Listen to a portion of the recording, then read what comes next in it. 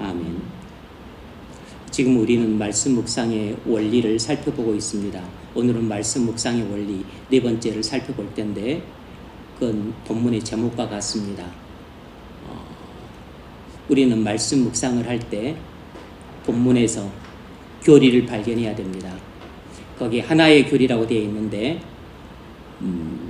본문 속에는 여러 가지 교리가 담겨 있을 수 있습니다. 그런데 본문을 통해서 만약 설교자가 3번 설교한다면 3가지의 교리를 발견할 수 있겠죠. 3가지 교리를 발견한다면 3번의 설교를 할 수 있겠죠. 어쨌든 간에 우리는 본문을 묵상하면 본문에서 교리를 발견해야 됩니다. 꼭 하나의 교리라고 말할 필요는 없지만 근데 이제 우리가 설교를 한다면 하나의 교리를 갖고 설교를 해야겠죠. 우리가 성경을 묵상하는데 성경에서 교리를 발견하지 못하면 얻는 게 없습니다. 우린 성경의 이야기를 잘 알고 있습니다. 설교할 때 교리를 설교하지 않고 이야기 설교를 하면 진부하게 됩니다. 왜냐하면 우리는 성경 이야기를 10번, 20번, 100번씩 들었기 때문입니다.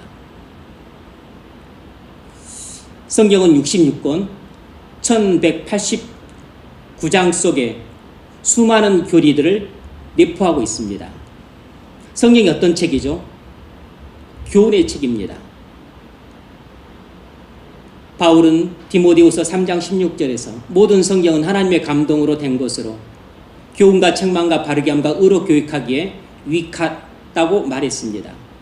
그 이야기는 성경은 교리의 책이라는 것입니다. 닥트린, 교훈의 책이라는 것이에요. 성경은 교훈과 책망과 바르게 함과 의로 교육하기에 유익한 책입니다.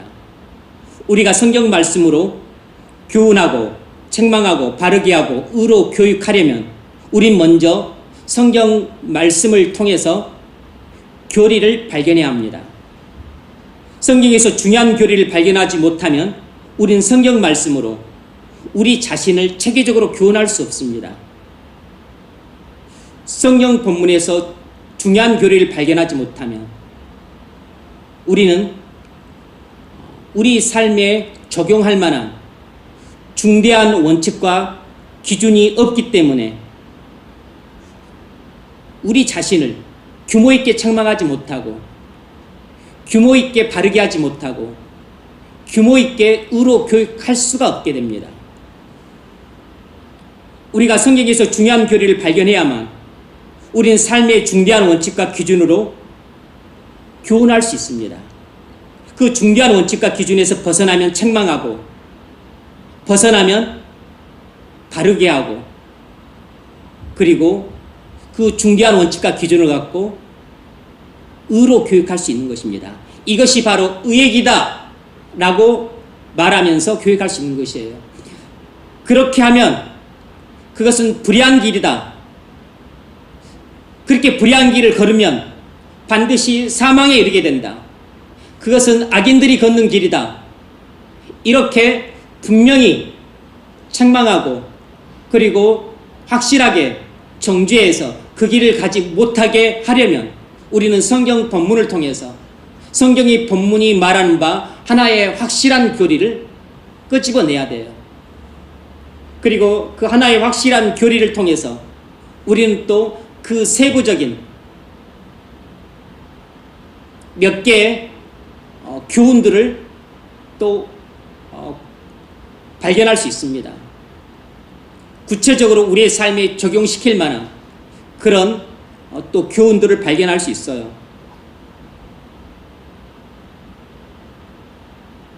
이와 같이 우리는 성경에서 교리를 발견할 때 교훈과 책망과 바르게 함과 의로 교육하기에 유익함으로 우리 자신을 온전하게 할 수 있습니다. 그때 비로소 우리는 직분을 감당할 수 있고 사명을 감당할 수 있습니다. 디모데후서 3장 17절 이는 하나님의 사람으로 온전하게 하며 모든 선한 일을 행할 능력을 갖추게 하려 함이라. 우린 성경을 묵상할 때는 일정한 본문에서 교리를 발견해야 합니다. 예컨대 열절을 통해서 우리는 하나의 교리를 발견할 수 있습니다. 뭐 때로는 이 열절 본문 속에서 2개의 교리, 3개의 교리도 발견할 수 있어요. 또 한 절에서 하나의 교리를 발견할 수 있습니다. 뭐 때로는 또 다른 한 절을 통해서 2개, 3개, 4개의 교리도 발견할 수 있습니다.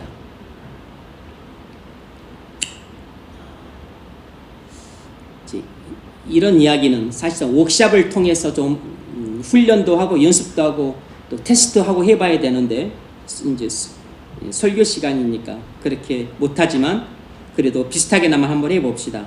찾아보십시오. 누가복음 15장 11절, 누가복음 15장 11절로 24절을 찾아보십시오. 이 본문은 탕자의 비유입니다. 누가복음 15장 11절로 24절, 이 본문은 탕자의 비유예요. 탕자의 비유 속에는 여러 가지 교리가 담겨 있습니다. 그런데 이 본문 전체를 관통하는 하나의 대교리가 있습니다. 그게 무엇일까요? 이 누가복음 15장 11절로 24절 본문 전체를 관통하는 하나의 교리가 있는데 그게 무엇이겠습니까?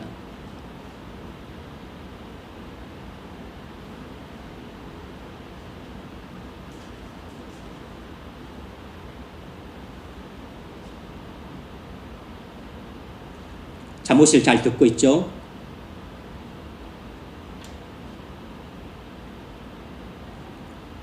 누가복음 15장 11절 24절을 찾아보십시오. 피곤하더라도 집중해서 잘 들으십시오. 말씀 묵상에 관해서 3번 말하면 이제 2번 다시 영영 말 안 할 수 있습니다. 한 번 가르칠 때 제대로 들으십시오. 어디에서나 들을 수 있는 것도 아니고 그리고 자주 들을 수 있는 것도 아니에요. 여러분이 100년을 산다 할지라도 한 번 들으면 다행이고 2번 들으면 운이 좋고 3번 이상 들을 수 있는 법은 없어요. 지금 여러분 중에는 대부분 한 번 들을 겁니다. 여러분이 특별히 요청하지 않으면 2번 다시 하는 일은 없을 거예요. 한 번 들을 때 제대로 들어 두십시오. 뭐 듣는 게 그렇게 어려운 일도 아닌데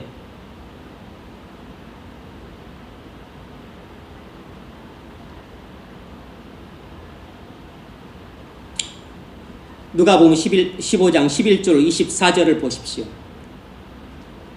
그건 여러분들이 다 읽어보고 그리고 여러분들이 한번 또 이 본문 속에 담겨있는 교리가 무엇인지 여러분 스스로가 좀 찾아봐야 되는데 그러려면 워크숍을 하게 해야죠. 그러려면 사실 이 본문 갖고도 뭐 30분, 1시간이 걸립니다. 여러분이 직접 연습해보고 훈련하고 제가 또 다시 지도하고 하려고 그러면 지금 예배 시간이니까 그럴 수가 없으니까 제가 시간을 한 30초 드리겠습니다. 30초 속에서 안에 여러분들이 그 본문 속에 담겨있는 하나의 교리를 찾아보십시오. 본문 전체를 관통하는 교리가 무엇인지 찾아보세요. 여러분들이 본문을 충분히 관찰하고 그리고 해석만 잘해도 얼추 본문 전체를 관통하는 교리가 무엇인지 발견할 수 있습니다. 왜냐하면 제가 지금 가장 쉬운 것을 정했으니까.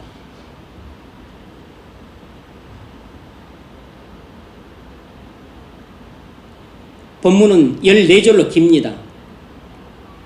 이 탕자 이야기는 우리가 잘 알고 있는 이야기예요. 하지만 이야기로만 알고 있으면 그건 우리에게 진부한 이야기로 들립니다.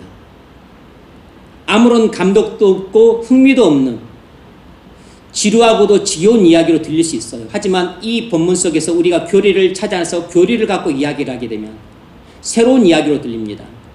이 본문 전체를 관통하는 교리가 무엇일까요? 그건 사실 비교적 쉽습니다. 하나님은 죄인이 회개하는 것을 가장 기뻐하신다는 것입니다. 가장 간단하게 진술한 것이에요. 하나님은 죄인이 회개하는 것을 기뻐하신다는 것이.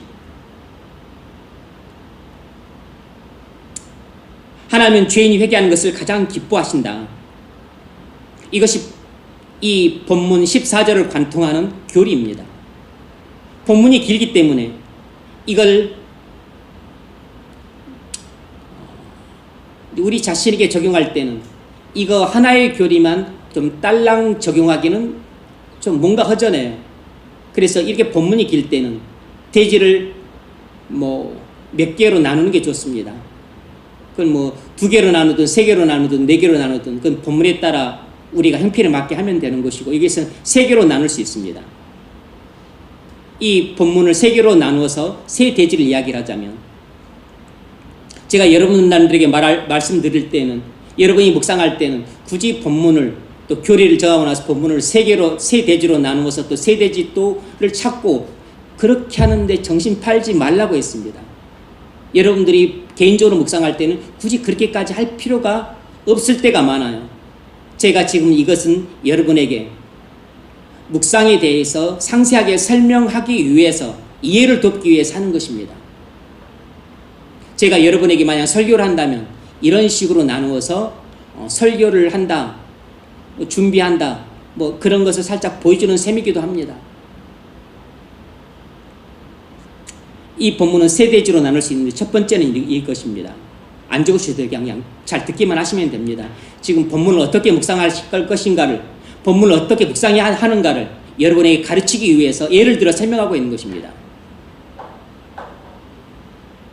첫 번째 대지는 이것이에요. 죄인은 죄 가운데서 자신의 모든 것을 허비한다 라는 것입니다. 죄인은 죄 가운데서 자신의 모든 것을 허비한다는 것입니다. 이것이 11절로 16절까지를 속에 담겨있는 대지예요. 그러면 우리가 이 본문을 묵상할 때는 이제 뭘 묵상을 해야 되는가? 한 3가지 정도를 크게 이야기할 수 있습니다. 우리가 하나님을 떠나 죄 가운데 살고 있는 것이 얼마나 비참한 일인가를 마음으로 깊이 깨닫는 시간이 돼야 돼요. 여러분이 이 본문을 묵상한다면, 내가 하나님을 떠나서 죄 가운데 살고 있는 것이 얼마나 비참한 일인가를 여러분이 이 본문을 묵상할 때 여러분이 깊이 생각하고 깨달아야 될 문제라고. 두 번째는, 왜 나는 하나님을 멀리 떠나 죄악된 세상으로 가는가? 생각해 봐야죠. 하나님보다도 세상을 더 사랑하기 때문인 겁니다. 이런 질문들을 해봐야 돼요. 세 번째는, 내가 죄 가운데 살 때 허비한 것들은 무엇인가? 나는 내가 그동안 죄 가운데 살아왔다면, 지금도 죄 가운데 살고 있다면 허비하고 있는 것들이 뭔가? 젊음을 허비하고 있죠. 시간을 허비하고 있죠. 힘을 허비하고 있죠. 돈을 허비하고 있죠. 건강을 허비하고 있는 것입니다. 지식과 총명들을 허비하고 있는 것이에요. 그런 것들을 생각하고 이제 우리 자신에게 적용할 때 실제적으로 적용을 해야 되고, 구체적으로 적용해야 되고, 그리고 솔직하게 적용을 해야 됩니다. 그래야만 실질적인 유익을 주는 묵상을 할 수 있고, 구체적으로 나를 변화시키는 묵상을 할 수 있고, 그리고 내가 정말로 회개하고 믿음을 갖는, 은혜를 받는 묵상을 할 수 있어요. 이렇게 적용이 돼야만 그룹으로 모여서 묵상의 뜻을 나눔할 때 뜬구름 잡는 이야기를 안 합니다. 나누나 마나 하는 쓸데없는 그런 나눔들을 안 해요. 10번을 들어도 은혜가 안 되고 100번을 들어도 도움도 안 되고 유익도 안 되는 그런 수박 껍질 같은 그런 나눔들을 하지 않게 돼요. 나한테 내가 실질적으로 깨달았고 구체적으로 적용을 했고, 내가 솔직하게 적용을 해서 내가 실질적으로 구체적으로 적용, 그리고 솔직하게 나눔을 하는데 그것이 왜 은혜가 안 되겠어요? 내가 은혜를 받은 말씀 묵상은 나눔을 할 때 반드시 은혜가 되게 돼 있습니다. 묵상 자체를 엉터리로 하니까 나눔도 엉터리가 되는 것이죠. 묵상할 때 본인도 은혜를 못 받은 묵상을 나눔할 때 어떻게 은혜를 받겠어요? 묵상할 때 본인이 은혜를 많이 받았어도 나눔할 때 본인이 전달을 못해서 그리고 또 본인의 죄 때문에 많이 걸러져서 은혜가 안 될 경우도 많이 있어요. 근데 은혜도 못 받은 묵상은 그건 하나만 하는 묵상입니다. 나누나만 하는 묵상이에요. 본인이 정말로 큰 은혜를 받고 변화가 되고 믿음이 생겼다면 그런 나눔은 어설픈 나눔이어도 벌써부터 은혜가 돼요.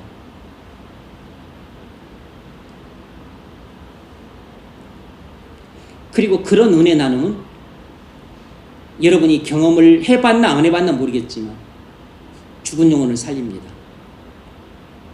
메마른 영혼에 은혜의 단비를 부어줌으로 메마른 심령을 잔디가 나듯이 새싹이 나듯이 만들어요. 메마른 땅에 새싹이 돋듯이 그렇게 만듭니다. 광야에 움이 돋듯이 꽃이 피듯이 그렇게 광야 같은 우리 마음에 빨간 꽃, 노란 꽃, 파란 꽃, 보라색 꽃을 피우게 만들어요. 은혜 나눔이 얼마나 중요한지 모릅니다. 대충 묵상하고 대충 나누고 나도 은혜 못 주고 다른 사람한테도 은혜 못 받고 그런 은혜 나눔은 참 무익한 나눔이죠.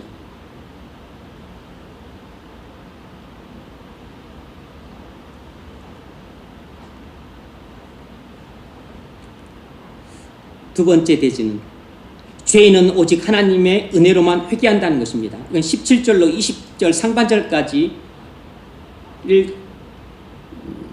속에 담겨 있는 교훈이에요. 뭘 생각해 봐야 되는가? 우리가 죄 가운데 살다가 죄를 깨닫고 미워해서 버리고 하나님께 돌아가는 것은 은혜로만 가능하다는 것입니다. 회개는 자력으로 불가능하고 은혜로만 가능해요. 하지만 하나님은 우리에게 회개하라고 명령하셨기 때문에 우리는 회개할 의무가 있습니다. 우리가 회개하려고 할 때 회개의 은혜를 주세요. 회개의 요소가 뭔가? 죄를 깨닫고 죄를 애통해하고 죄를 미워해서 버리는 것입니다. 나는 정말로 회개를 했는가? 내가 해야 될 회개는 무엇인가? 나는 무슨 죄를 회개해야 되는가? 나는 무슨 악을 회개해야 되는가? 그렇게 깊이 생각하고 그리고 그것들을 또 깨닫고 그리고 고민하고 그러다 보면 묵상할 때 시간이 많이 흐르는 것이에요.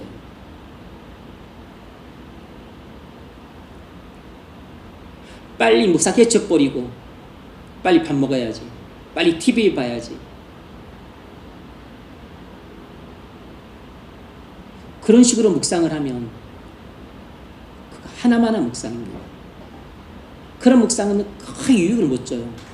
그런 묵상은 백년하청이라 100년을 해도 도움이 안 됩니다. 한 번을 하더라도 제대로 묵상을 해야 돼요.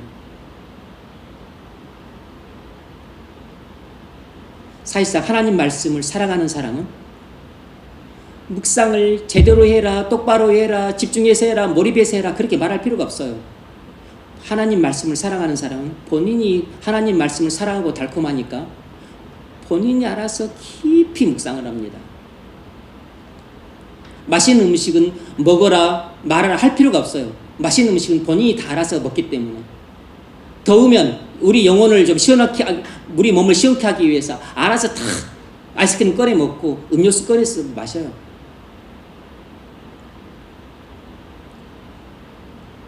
하나님 말씀을 사랑하지 않고 즐거워하지 않고 기뻐하지 않으니까 머슴이 산에 지게 짊어지고 나무 해서 올라가듯이 마지못해서 하는 묵상은 괴로운 것입니다. 세 번째로 20절 하반절부터 24절 마지막까지 해서 세 번째 대제 이런 걸 발견할 수 있습니다. 사랑의 하나님은 회개하는 죄인을 용서하시고 기뻐하신다는 것입니다. 여기서는 사랑의 하나님의 방점이 있어요. 하나님은 사랑이시다. 여기에 방점이 있습니다. 하나님은 사랑이시기 때문에 죄인도 사랑하세요.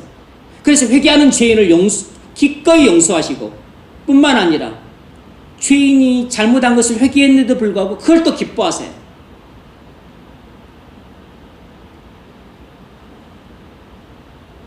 그래서 우리는 여기서 하나님의 그 큰 사랑을 묵상을 해야 됩니다.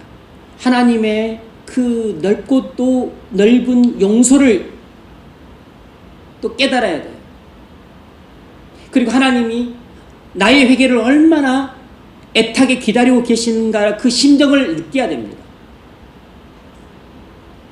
그리고 내가 그 더러운 죄를 버리고 그리고 하나님 아버지 품에 안길 때 하나님이 나를 얼마나 기뻐하실 것인가를 상상을 해봐야 돼요.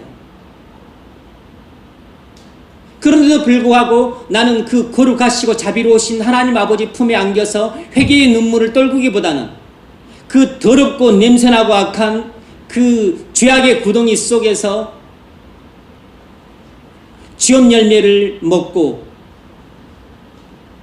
그걸 좋아하고 희희낙낙거리고 낄낄거리고 그렇게 살아가는 나의 그 비참한 모습이 얼마나 추악한가를 성령의 조명으로 봐야 됩니다. 그러면서 내가 회개의 눈물을 떨구고 애통해하고 그리고 그 괴롭고 비참한 심정을 비통한 심정을 그 노트에다가 또 낱낱이 적는 것이에요. 그러면서 회개를 하고 또 기도하고 그리고 내 힘으로 못 고치는 것, 내 힘으로 안 되는 것들 하나님께 도와달라고 또 간구하고 또 그런 기도도 적고 노트에다 온갖 법석을 떠는 것입니다.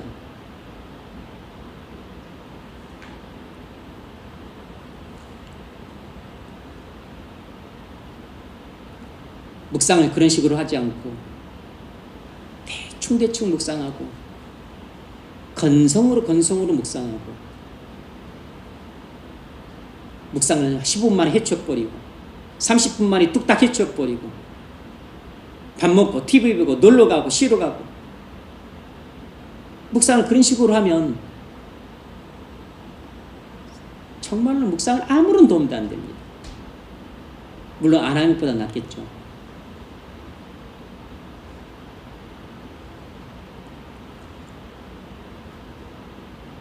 묵상을 하려면 제대로 해야 됩니다.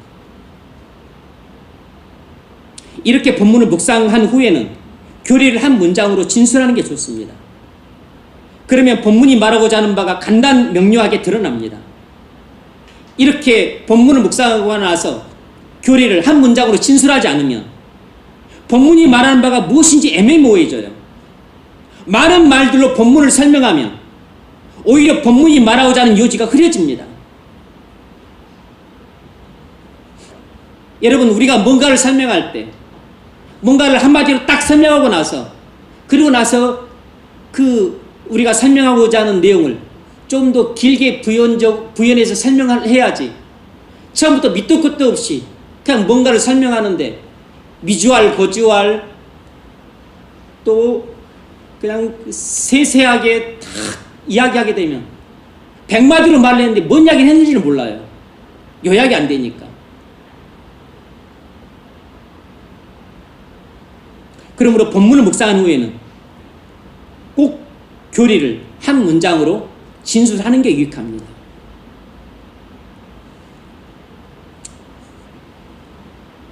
두 번째, 예를 들어 설명을 해보겠습니다. 이건 본문도 짧으니까 제가 본문을 말씀드리고 난 다음에 1분을 들을 테니까 이 본문 전체를 관통하는 교리가 무엇인지 빨리 찾아보십시오. 사무엘상 17장 41절로 49절, 사무엘상 17장 41절로 49절.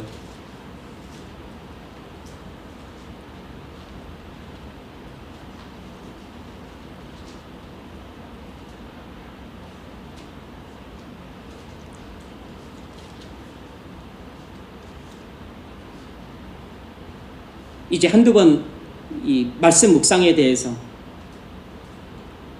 한두 번 더 하고 끝낼 겁니다. 이제 더 안 해요. 뭐 교리나 성경 해석에 대해서 뭐 잠깐 한두 번 뭐 설교할 수는 있어도 말씀 묵상은 오늘과 뭐 다음 시간 정도로 아마 끝날 겁니다. 말씀 묵상에 대해서 이제 여러분에게 가르칠 건 다 가르쳤습니다. 중요한 것들도 가르쳤고 그리고 세세하게도 가르쳤어요. 이제 말씀 묵상 어떻게 되는지 모른다고 그렇게 말씀하시면 안 됩니다. 그렇게 말씀하는 사람은 정말 어처구니 없는 사람이에요. 이론적으로 가르칠 건 다 충분히 가르쳤습니다. 사무엘상 17장 41절로 49절입니다. 이 본문은 다윗과 골리앗 이야기예요. 우리가 잘 알고 있는 성경 이야기입니다. 그런데 이것을 단순히 이야기로만 알고 있으면 본문 속에 담긴 심오한 진리들을 놓칩니다. 알 수가 없어요. 그래서 성경을 교리적인 관점으로 봐야만 말씀 속에 담긴 심오하고 풍성한 진리를 캐낼 수 있습니다. 성경을 똑같은 이야기로만 반복해서 들으면 지루하지만, 똑같은 본문이지만 성경을 교리적인 관점으로 보고서 그 말씀 속에 담긴 심오한 진리를 풍성히 말해준다면 성경을 항상 우리 귀에 새롭게 들립니다. 이 사무엘상 17장 41절로 49절 본문 속에 담겨있는 진리가 무엇입니까? 이 본문 전체 9절을 관통하는 교리가 무엇이에요? 한번 찾아보세요. 시간에 1분 드리겠습니다.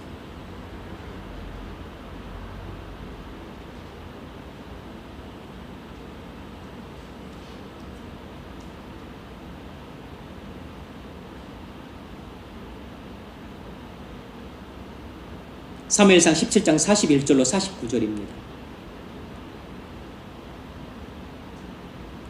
블레셋과의 전쟁에서 거인 장수 골리앗이 다윗과 싸우게 되는 장면입니다. 소년 다윗과 거인 골리앗 장수가 이 싸우는 이야기를 통해서 우리가 발견해야 되는 교리가 무엇입니까?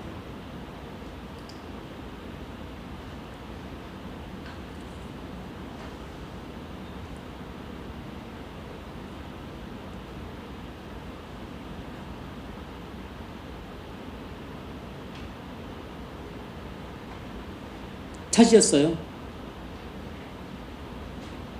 우리는 이 본문 속에서 이런 교리를 발견할 수 있습니다.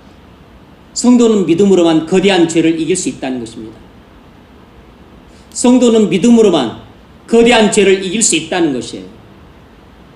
이 본문 속에서 살펴볼 것이 무엇입니까?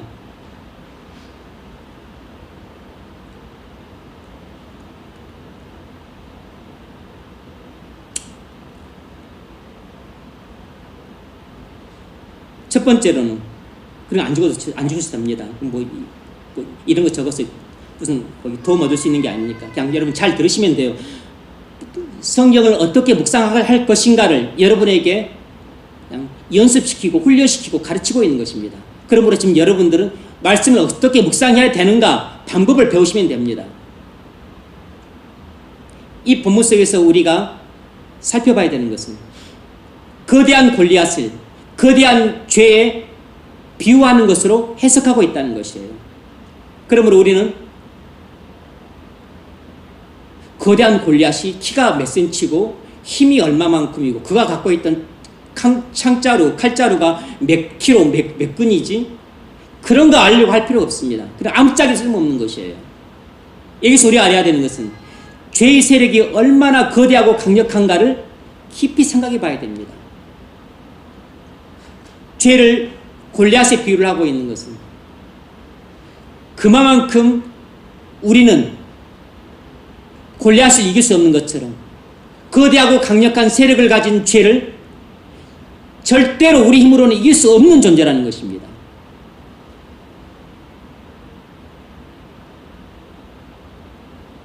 자신에게 적용을 해봐야죠. 내게 있어서 나를 자주 공격하고 쓰러뜨리고 넘어뜨리려고 하는 거대하고 강력한 죄는 무엇인가? 무엇인가? 육체의 정욕인가? 안목의 정욕인가? 이생의 자랑인가? 안목의 정욕이라면 어떤 안목의 정욕들인가? 육체의 정욕이라면 도대체 나는 어떤 육체의 정욕에 취약한가? 이생의 자랑이라면 그동안 나는 이생의 자랑이 어떻게 나는 넘어졌는가? 이런 것들을 구체적으로 생각해 봐야 됩니다. 그리고 개인적으로 실질적으로 자신에게 적용시켜 봐야 돼요. 뜬구름 잡는 이야기로 거대한 죄의 세력은 거대하고 강력해서 이길 수가 없어. 그렇게만 생각하고 지나가면 그런 묵상은 관념적인 묵상이라 내게 아무런 도움도 안 돼요.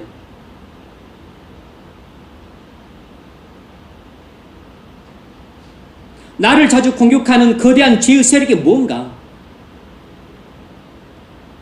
그래서 네가 자주 싸우기만 하면 맨날 지는, 그래서 나의 최대의 약점이 되는 내 속에 있는 거대하고 강력한 죄의 세력은 뭔가? 그 나를 패배하게 만들고 실패하게 만들고 그리고 죄 가운데 자주 빠뜨리는 나의 진짜 원흉이 무엇인가를 알아야죠. 그것을 머리로 목사님이 알고 있어. 머리로만 그렇게 관념적으로 알고 있는 것은 알고 있는 게 아니에요. 그저 그냥 마음속으로 느끼고 생각하고 있는 것은 그게 알고 있는 게 아니라고. 내가 정말 성령의 감동으로 마음으로 깨달아야만 그게 아는 것입니다. 그 정말 내가 마음으로 죄를 깨달아서 알고 있다면 마음으로 깨달은 것을 어떻게 하는가? 내 마음에 애통하는 마음이 생기는 것입니다. 애통해서 눈물이 나는 것이에요. 그리고 괴롭고 슬픈 것입니다. 그래서 그 죄를 미워하는 마음이 생기고 증오하는 마음이 생겨서 그 죄를 끊어버려야 되겠다. 그 나쁜 습관을 고쳐야 되겠다.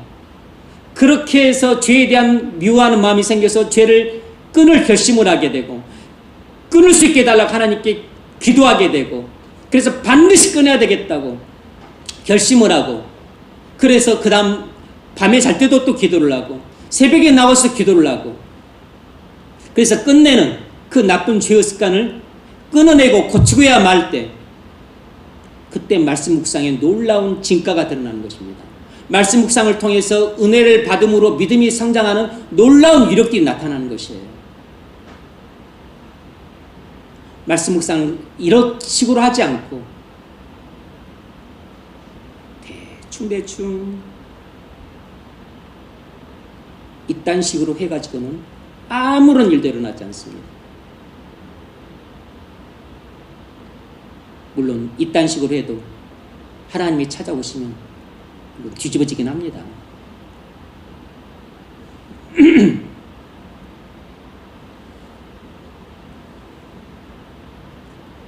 두 번째로 생각할 것은 성도는 죄의 세력을 어떻게 대체해야 되는가? 자신에게 적용을 해봐야 돼요. 나는 나를 자주 공격해서 쓰러뜨리는 죄의 세력을 믿음으로 대체하고 있는가? 내가 자주 졌다면 왜 자주 졌는가? 나는 왜 나를 공격하는 이 죄의 세력이 나를 자주 지지? 이유가 뭔가? 찾아내야 되는 거지. 찾아내야지. 묵상을 통해 찾아내야지. 어떻게 해야 승리할 것인가? 승리하기 위해서 내가 할 일은 뭔가? 계속 질문하고 대답하고 질문하고 대답하고 그러니 시간이 많이 흐를 수밖에 없죠.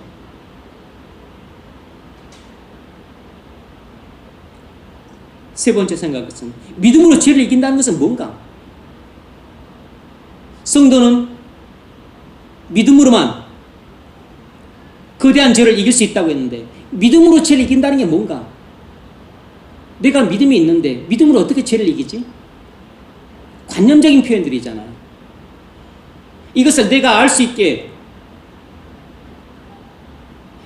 실제적인 용어, 구체적인 용어 그리고 일상적인 용어로 그걸 표현할 수 있어야죠. 그걸 쉽게 설명할 수 있어야 된다고. 나 자신이 이해할 수 있도록 나 자신에게 설명을 해야 돼요. 그런 게 도움을 주는 것이 성경 말씀이죠. 이 말씀을 그대로 보여주는 성경 구절들이 있죠. 성경 구절들을 생각해내서 적어야 돼요. 로마서 8장 13절에 너희가 육신으로 살면 반드시 죽을 것이로되 영으로서 몸행실을 죽이면 살리니. 성령으로 몸행실을 죽이는구나.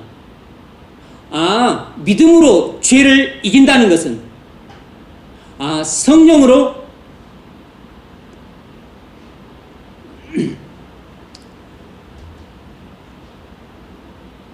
죄를 죽이는 것이구나 라는 것을 알 수 있는 것이죠. 내가 죄의 유혹을 받아서 먹지 말아야 될 시간에 먹는 것, 새벽에 일어나야 될 시간에 일어나고 싶지 않아서 뭉개고 질질 끌고 하는 것, 먹지 말아야 될 시간에 먹지 않는 것, 일어나야 될 시간에 일어나는 것, 그리고 하나님이 하라고 하는 것을 하기 싫은데 그것을 끝내 하기 싫은 유혹을 뿌리치고 하나님 말씀에 순종하는 것, 그것이 성령으로 몸행실을 죽이는 것이에요. 그것이 믿음으로 죄를 이기는 것입니다.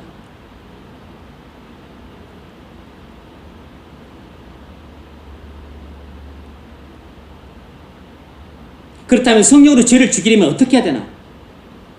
날마다 성령 충만함을 받아야 된다. 그래서 에베소서 5장 18절에서 그랬구나. 술 취하지 말라. 이는 방탕한 것이니 오직 성령으로 충만함을 받으라. 그래, 성령으로 충만을 받는 게 중요하지. 성령으로 충만함을 받아야 내가 능히 쉽게 성령으로 죄를 죽일 수 있지. 성령 충만하지 않으면, 내가 성령이 기갈되어 있으면 죄를 죽이긴커녕 죄가 나를 죽이지. 죄가 나를 이기지. 내가 죄를 이기는 게 아니라 죄가 나를 이겨서 죄를 짓도록 끌고 가지. 그래, 성령 충만을 매일 충만을 받는 게 중요해. 어떻게 그러면 성령 충만을 받지?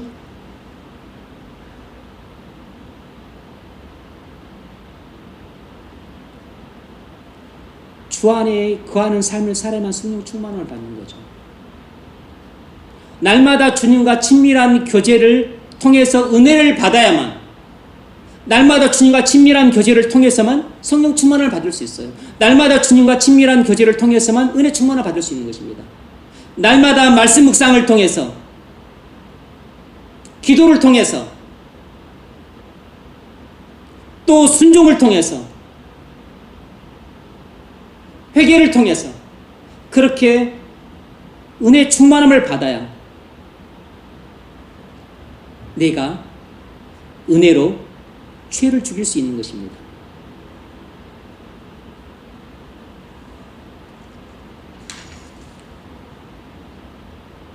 잠언 17장 이야기를 교리적인 관점으로 보지 않으면 그 이야기는 옛날 다윗과 골리앗 이야기로만 끝납니다. 나하고는 아무런 상관이 없는 이야기가 되고 말아요. 이 이야기를 교리적인 관점으로 볼 때 비로소 그 교리는 모든 성도와 직접 관련되는 이야기가 되는 것입니다. 당연히 내게 말씀하시는 하나님 음성으로 들리는 것이에요. 그 본문의 이야기를 교리적인 관점으로 볼 때만 그건 모든 성도에게 하시는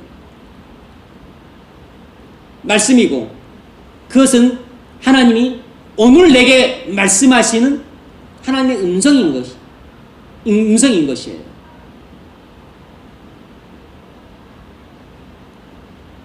이렇게 성경을 보다 보면 교리의 체계를 생각하게 되죠. 교리의 체계를 잡는 학문이 교리신학이에요. 조직신학입니다. 신론, 인간론, 기독론, 구원론, 교회론, 종말론, 이렇게 6가지로 나누는데, 교리 체계는 그런 것들이에요.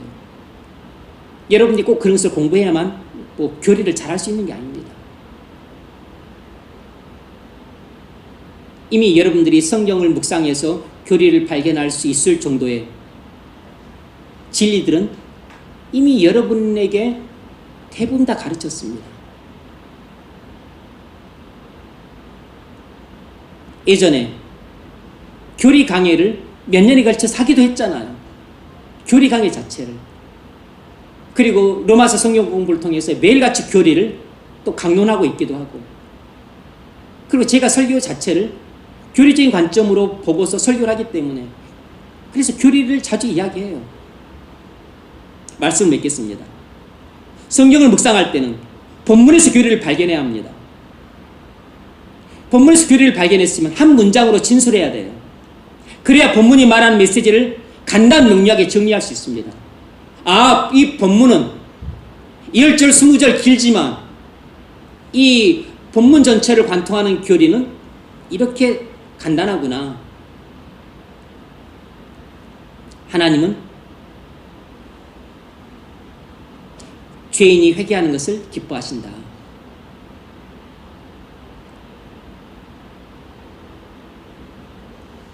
(14절을) 속을 관통하는 하나의 교리예요. 우리는 여기서 하나님이 어떤 분인가를 알 수 있죠. 또 죄인이 어떤 존재인가를 알 수 있습니다. 우리는 여기서 회개에 대해서 깊이 생각할 수 있어요. 우리는 하나님의 사랑과 용서에 대해서 또 깊이 묵상을 해봐야 되는 겁니다. 그런 후에는 반드시 자신에게 적용을 해야 돼요. 정확하게 적용을 해야 됩니다. 깊이 있고 풍성하게 적용을 해야 돼요. 실질적으로 적용을 해야 되고 구체적으로 적용을 해야 됩니다. 그리고 솔직하게 적용을 해야 돼요. 그렇게 자신에게 적용을 했으면 그렇게 적어놓은 메모지, 노트를 갖고 나눔할 때 그렇게 실제적으로, 구체적으로, 그리고 솔직하게 나눠줘야 됩니다. 그래야 듣는 사람들이 은혜를 만땅으로 받게 돼요. 근데 본인이 은혜를 먼저 만땅으로 받아야죠. 그래야 은혜를 주려고 애쓸 필요도 없어요. 그냥 본인이 은혜 받은 것을 나누기만 하면 되는 것입니다. 은혜는 별로 받지도 못했으면서 은혜를 많이 나눠주려고 애쓴 꼴도 우스운 것입니다. 그건 더 어처구니없고 우스운 것이에요. 그냥 은혜는 성령의 감동을 따라서 그냥 자연스럽게 나누면 되는 겁니다. 그러면 은혜 받을 사람은 다 은혜 받아요.